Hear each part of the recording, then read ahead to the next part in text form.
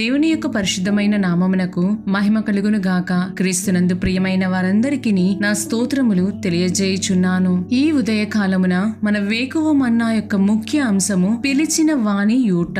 దీని ధ్యానార్థమై మనము పరిశుద్ధ గ్రంథమునందలి న్యాయాధిపతులు 15వ అధ్యాయము 19వ వచనమును గమనించదము గాక.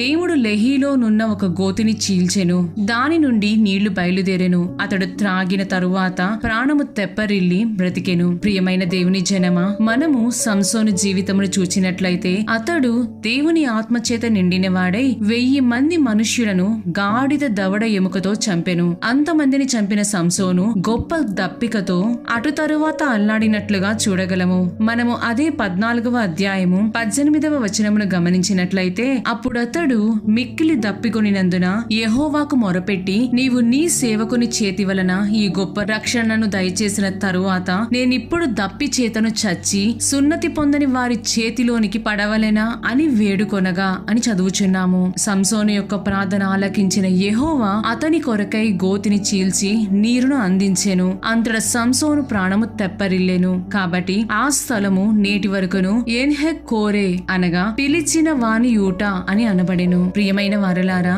దీనిని మనం ఆత్మానుసారముగా గమనించినట్లయితే మనము ఎంతటి ప్రార్థనాత్మతో నిండిన వారమైనప్పటికీ దేవుని కృప, ప్రార్థన, దేవుని వాక్యము, పరిశుద్ధాత్మ అభిషేకము అనే దేవుని యొక్క జీవజలము మనకు అవసరమై ఉన్నది. ఆ జీవజలములను బట్టియే మనము దేవుని కొరకు శ్రమపడుటకును మనలను మనము నూతన పరచుకొనుటకును తగిన కృప దొరుకును. పరిశుద్ధ గ్రంథమునందలి మనము యోహాను సువార్త 7వ అధ్యాయము 37, 38 వచనములను గమనించినట్లయితే, ఎవడైనను దప్పికొనిన ఎడల నా యొద్దకు వచ్చి దప్పి తీర్చుకొనవలెను. నా యందు విశ్వాసముంచు వాడెవడో లేఖనము చెప్పినట్లు వాని కడుపులో నుండి జీవజల నదులు పారునని బిగ్గరగా చెప్పెను అని చదువుచున్నాము. ఇక్కడ యోహాను దేవుని యొక్క పునరుద్ధానము తరువాత పొందబోవు పరిశుద్ధాత్మను గూర్చియు ఆయన పొందబోవు మహిమను గూర్చియు చెప్పి ఉండెను.